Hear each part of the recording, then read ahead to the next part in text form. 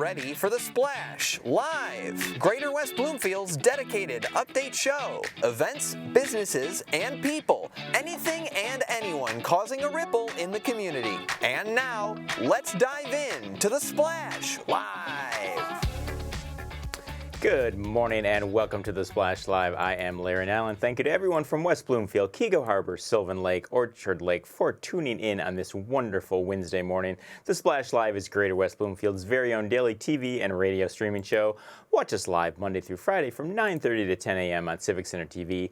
Also catch us on Comcast Channel 15, AT&T Channel 99, on the web at civiccentertv.com, on Civic Center TV's Facebook app, and you can even listen live on 89.3 Lakes FM.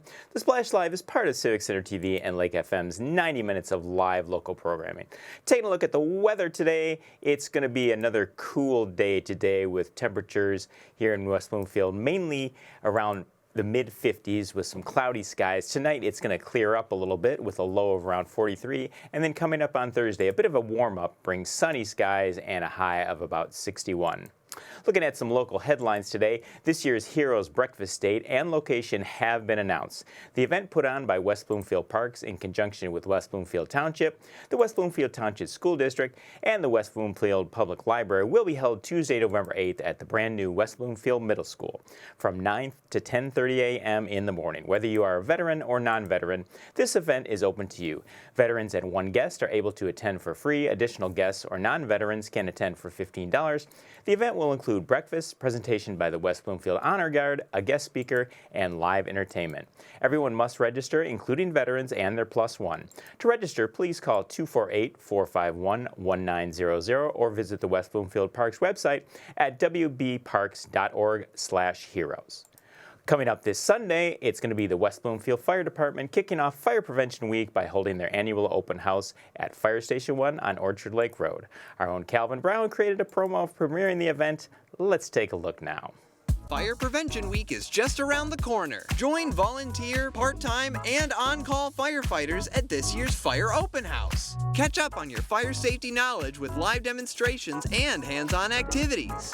Chat with local businesses and resources about fire prevention, see some familiar faces, fight future fires, and make some new friends. The West Bloomfield Fire Open House, October 2nd from noon to 3 p.m. at Fire Station 1 on Orchard Lake Road. Those were the dulcet tones of Get Down, Stop, Drop, and Roll, Calvin Brown. Again, the event is this Sunday from 12 to 3 p.m. at Fire Station 1 in West Bloomfield. And if you can't be at the event, tune in as we bring you all the festivities right here on Civic Center TV. Looking at the West Bloomfield Laker football team, last Friday they went down to defeat at Rochester Adams 35-18. Our own Tyler Kieft had the chance to talk with Lakers linebacker Montel Johnson, and he asked him what the defense has learned about itself while playing so many good teams the first half of this season. Some things you need to learn about is building chemistry because we lack in that area right now. So I think building chemistry will help a lot in the long run, going to the state championship right now. But we taking it 1 week at a time, so just focus on that right now. What are some of those steps that you take as an emerging leader on this team and along with the other leaders of this team to build on that chemistry after last week with some of the miscommunication, some of the issues in the locker room, and the way that did ultimately affect the play of the team? Some steps we take is like bringing each other up. If somebody missed ball coverage or messed something up, you just bring them up instead of being on their head all day, cussing them out and all that stuff. You just bring them up and be a good teammate, be a good leader instead of like just degrading them all the time. Yeah, it's about taking steps forward after those losses, taking lessons from it, and figuring out the next step forward. As you're preparing for Lake Orion, how are you and the other guys taking those steps to take lessons from the Rochester Adams game, things you did well, and build on those while also learning some things you can improve and really focus on, hone in on for this week against Lake Orion? Lake Orion is a good team, so it was a good game when they played Adams. So you make sure we're in our P's and Q's against Lake Orion because they're not a team to play around with. Or if you play around this week, it's going to be the same results as last week because last week wasn't really locked in, but came back today. The whole team's really locked in. We got that sour taste in their mouth right now, so everybody locked in right now, making sure they do all their assignments right, making sure they do everything right to get this dub. joined by Montel Johnson, West Bloomfield linebacker on This Week in Laker Football. Montel, as you become a more pivotal part of this defensive front, how important are these next few weeks for your defensive front, that front seven, particularly the linebacker core, and getting ready to go up against some even tougher competition come playoff time? It's going to be hard, but during the next couple of weeks, we need to focus on make sure we know our assignments. Like I said the previous time, make sure you know our assignments, because if you make sure you know our assignments, make sure you know what to do all the time, we wouldn't really have a struggle and things like that. Montel, before we let you go, anything else that you'd like to say, or anything we haven't covered that you'd like to talk about last week or coming into this week and your motivation for Lake Orion? I'm going to just say one loss don't dictate the whole team. One loss is just one loss. You can build off that. And, that one loss really don't mean anything. So that's all I got to say, really. And we can look forward to hopefully a redemption this Friday against Lake Orion as the Lakers home field the Swamp in West Bloomfield. As always, tune into the live game on Civic Center TV and WBTV. And if you don't have time to sit down and watch, listen on the go at 89.3 Lakes FM. We're going to take a quick break here on The Splash Live, and when we get back, I'll be talking with our good friend Stacie Rene. That's next year on The Splash Live. We'll be right back with The Splash Live. Now that the vaccine is available for children 5 and up, why do you recommend it? Kids are part of the community and they can spread COVID. We're seeing both healthy children getting sick from the virus as well as children with underlying health conditions. They can easily bring the virus home to other people that are vulnerable and make them sick as well. This vaccine can change that and keep children safe. It's essential that your children get vaccinated to protect them, to protect your families, and to protect those in the community around you. Let's whoop it up for these moments. Made possible by the COVID-19 vaccine.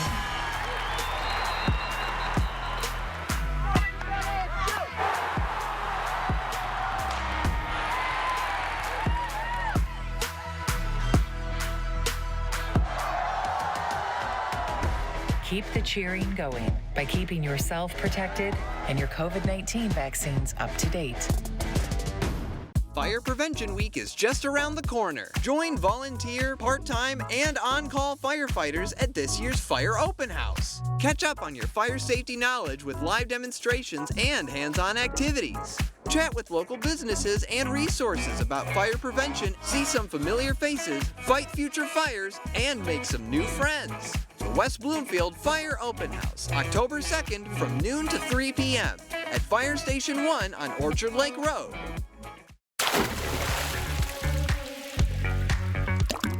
And now, back to The Splash, live. Welcome back to The Splash Live. I am Larry Nyland. Well, some people see their glass half full, others half empty. I have the unfortunate belief that my glass will certainly arrive in its Amazon box completely shattered during the shipping process. So where is someone like me to turn to get back the positive energy that once was a part of my life? Well, today I'm turning to our resident Chief Energy Officer, Stacie Rene. Stacie, thanks for joining us this morning. Thanks, Larry. Great to be here. So what can someone do when you think things are never really going to get better, or that it just seems like such a daunting thing for you to look at things in a different light? Well, you have to see where you are in your present moment. And if you don't like where they are, and it just seems to be a constant thing, then you have to make the decision to either continue living like that because that's what you're accepting in your life right now, or you decide to stand up and say, I'm not going to do this anymore and make a change. And it's the baby steps that, will make the biggest difference to your own personal life. And maybe it's just, I'm going to get up 10 minutes earlier every day, or, I'm going to start taking a different route, or when someone starts talking to me or complaining about something, make an excuse and just do something different. Like just say, you know what, I have to use the restroom, or hey, I've got a call I have to get on. But don't accept what you don't like in your life anymore, because you are the creator and the decision maker for your happiness or your sadness. So, Stacie, have you ever researched, like, where do negative feelings in a person, where do they begin? Because I'm guessing you're not born with them. It's like it's somehow your environment or your own mind. But like what turns people in that direction? It is 100% your environment and who you hang around.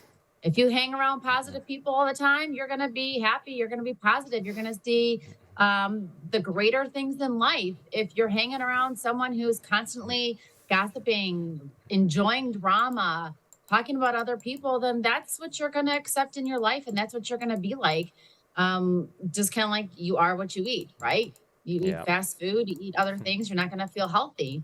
And your environment and the negative thoughts come from people around you. And 90% of the thoughts that you thought yesterday carry over to the next day. And we automatically, as human beings, think negative. It's just how we work. And it's like, Larry, if I were to say, hey, I need to talk with you, and could you please give me a call? You automatically be like, oh God, what happened? What's going down, instead of, oh my gosh, maybe it's something really exciting that she wants to share with me. We just think that way. We're kind of brought in our environment to think that way. I know. I'm trying to remember the last time someone has said, hey, can you give me a call? And I think, oh, this is going to be something great. Right. But it could be. But I just don't know. But I always I'm processed to think that way. It's crazy. And in our minds, that's what we do. And a lot of the times what we do in our everyday life, I mean, how many people wake up in the morning and they don't want to go to work? I had to go to my work again, my job, it sucks and I hate it. And the people around me, they see no value. Then why are you going to work? Look for something different. And here's the thing in life, how are you supposed to know what you love and what your true passion is if you don't try different things? If you're going to work in a retail shop, if you're going to work in a fast food or in a flower shop, okay, you've experienced those things, but how are you supposed to know what your passion is if you don't try a lot of different things? Same thing with food, right? If you're only going to try 3 different things and say, that's all I like, I'm not trying anything else. How are you supposed to know? Oh my gosh, I had no idea that I loved sushi. I mean, but we're prone to already be programmed in our head because of what we like around us, right? Yeah, just the other day I was coming out of my apartment and I noticed my neighbor was changing his own oil. I was like, I wish I had learned to change. My dad knew nothing about cars, so he passed on that complete lack of knowledge to me. So then I started thinking, well, you know what if I took a class on how to do minor car repairs? But then I started thinking, well, but what if I'm not good at it and whatever? But yeah, you just need to try new things. It's like, even if I do suck at it, who cares, Right. And you said a key point right there. You said, what if? If you were to continuously play the what if game in your life and your everyday verbiage, you are not going to accomplish anything. Because what if this were to happen? Well, if I'm driving down the road, what if I go and I turn left instead of right? Well, try it. What do you have to lose? If you make the wrong turn, turn around and go the right way. The what if game will take you down. Yes, because you can look back on pivotal moments of your life, and it's the things that you did just impulsively that end up turning out the best than things where you just sat there and hemmed and hawed and questioned whether you should do it or not. Spontaneous moments are usually the best. And, the other thing is you said that your neighbor was changing his own, was it oil? Yeah. So people love to share their knowledge with other people. If you want to know how to do something, say, hey, would you mind teaching me the next time or just showing me how you do that the next time? They'll be, absolutely. I would love to show you. And you never know where that's going to lead and what other things that you're like, hey, did you also know this is how you change or put more windshield wiper? I mean, most people know that, but some people don't.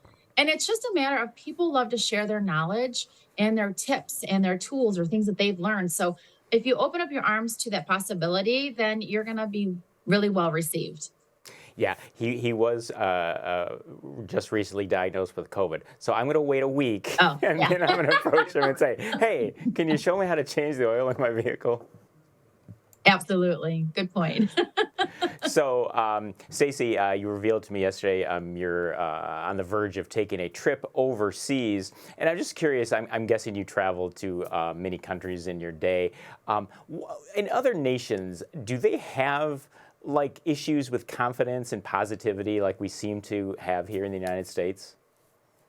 We have it all over. I mean, our state, Europe, Paris, Iran, anywhere. Everybody has insecurities. We all have different cultures. We all have different things that we worry about. But at the end of the day, we're all human beings. And it's kind of like what I like to say for the shiny pennies, right? There's different shiny pennies that you have. You have the dirty ones, the clean ones, the ones that are dented.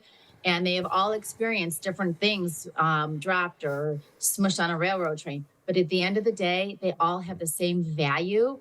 And so we all have the same insecurities. They may be different stories attached to each one of them because of our background, but everybody is insecure. Everybody has confidence issues. Everybody's afraid to try different things because we care too much about what other people think instead of our own self, which is the most important person in the world. And if you're happy with yourself or the decisions, or you screw up and you do something, then laugh it off. At least you tried it. Most people wouldn't even have the courage to do that. So, Stacie, if I was taking this trip that you're about to embark on, I would be overthinking everything. The plane ride, people masked and all that stuff. So how are you dealing with that the mental part of taking a trip as we're kind of sort of out of COVID here? I am. I have never been to Europe. I'm excited to go to Paris.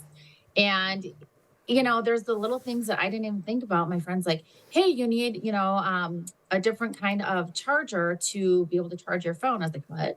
So I went on Amazon last night and got it. I said, you know what? Here's the thing. If I don't go over and experience it, I won't know the next time that I was like, oh, I need to bring a rain jacket because it rained a little bit every day, or, I need an umbrella. I didn't realize that there's all these sites and I would need this, this, and this. And without you trying things, you're never going to know. And just like when people try new events or they try new jobs, you don't know until you try it. But you're going to learn a little bit from each time that you do something, whether it's traveling, whether it's trying a new job, whether it's trying some new food. You know what? Who cares what other people think? Try it and just care about yourself. And then you've got great stories to be like, I tried that and it was the worst thing ever. Well, Stacie, whenever I have you on the show, it's like I'm in class again because I have a whole list of things. I have homework to do now. I'm going to work. You go over to Europe, and I'm going to try to improve myself. And we'll check back in when you get back, and we'll see how your trip went and how my mental trip went. And who knows, maybe you can learn to change the oil.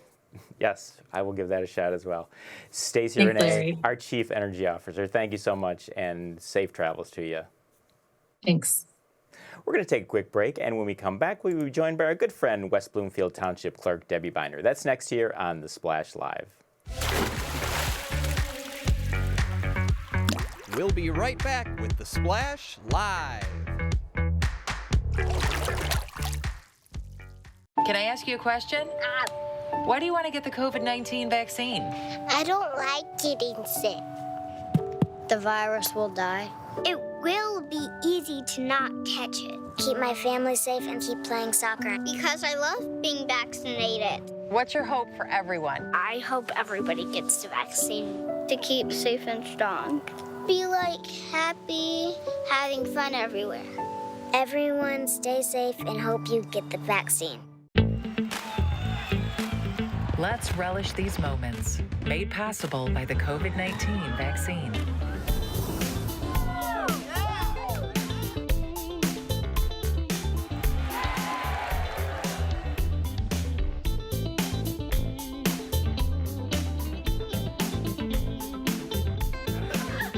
Keep the festivals going by keeping yourself protected and your COVID-19 vaccines up to date. Fire Prevention Week is just around the corner. Join volunteer, part-time, and on-call firefighters at this year's Fire Open House. Catch up on your fire safety knowledge with live demonstrations and hands-on activities. Chat with local businesses and resources about fire prevention, see some familiar faces, fight future fires, and make some new friends. The West Bloomfield Fire Open House, October 2nd from noon to 3 p.m. at Fire Station 1 on Orchard Lake Road.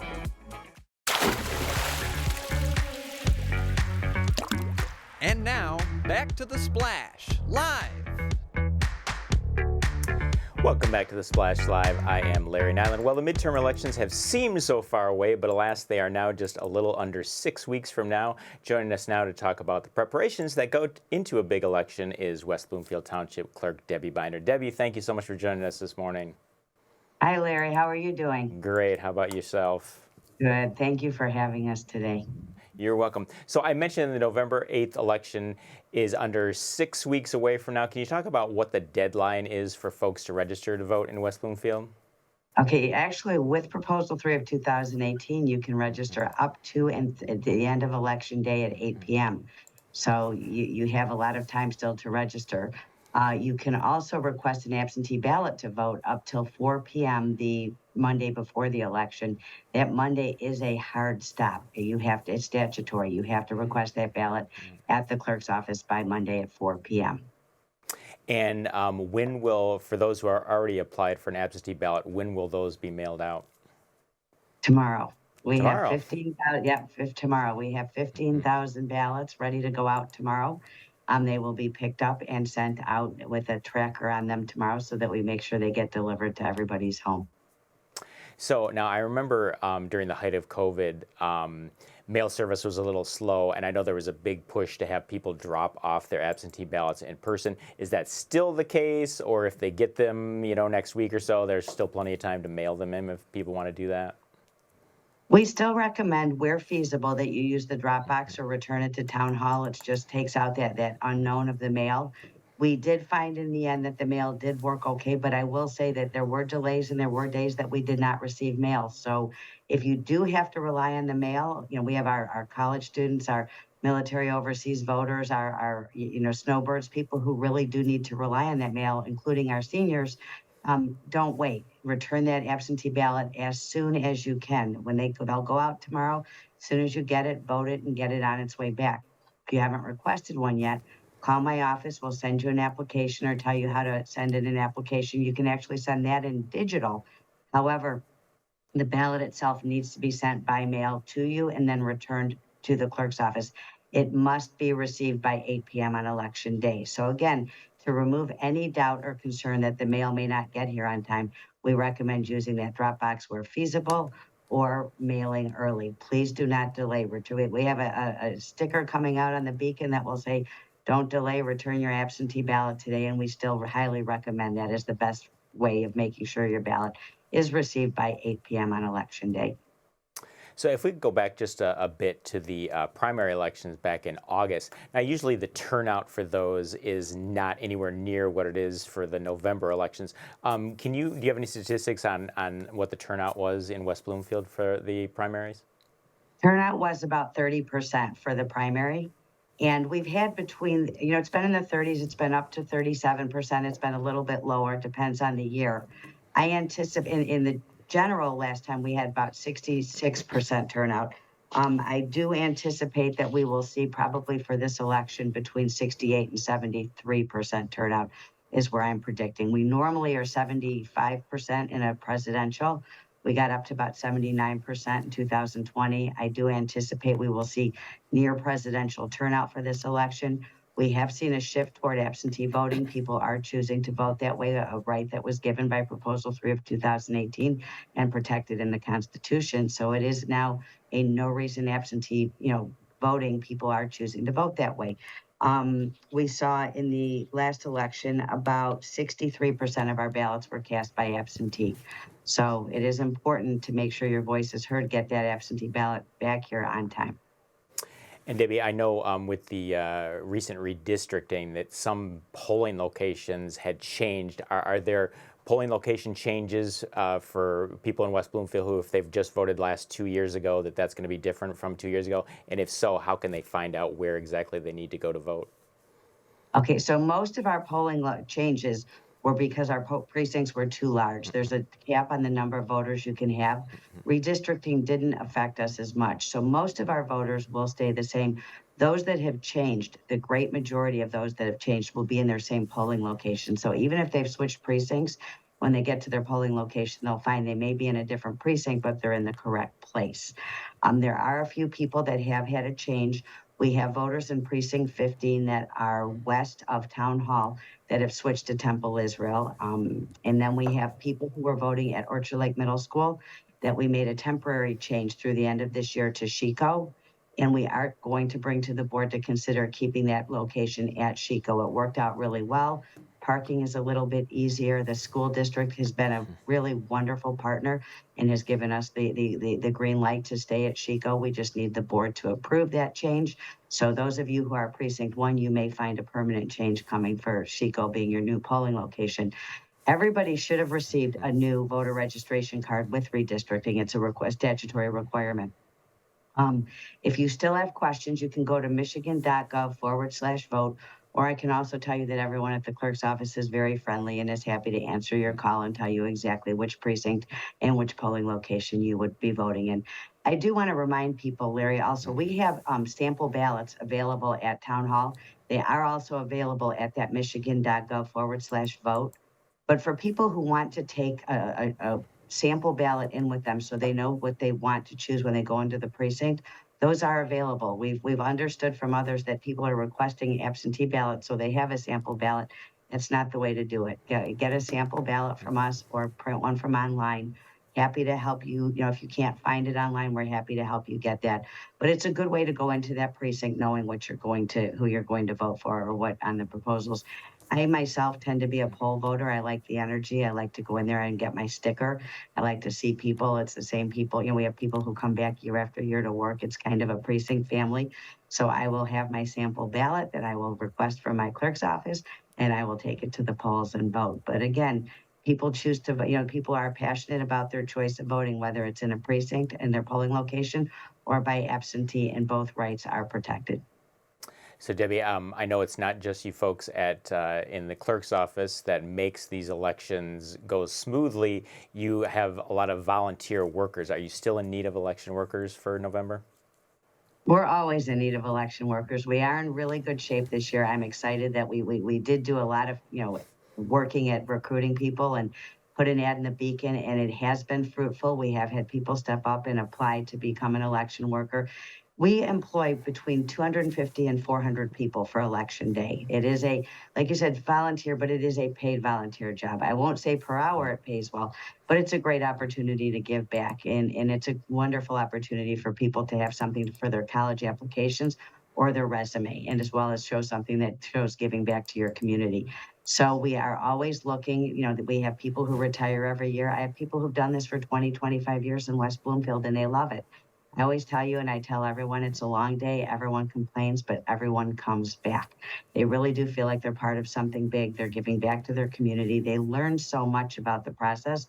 And in recent times where there's been so much focus on elections, nothing teaches as well as being involved and engaging in the process and understanding the process. So it's educational, reassuring, and an important part to get involved in your community.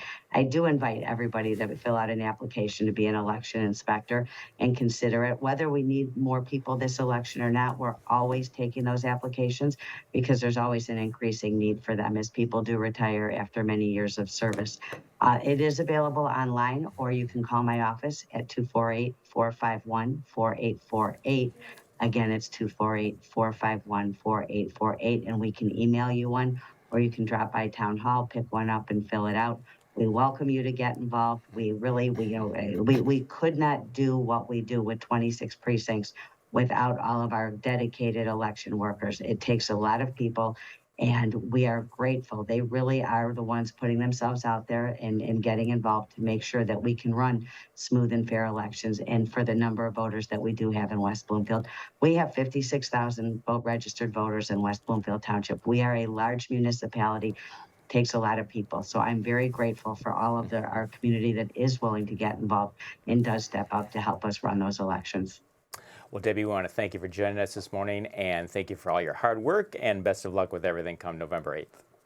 Thank you, Larry, and thank you for always being such a good partner and getting our messages out to people who need to hear it.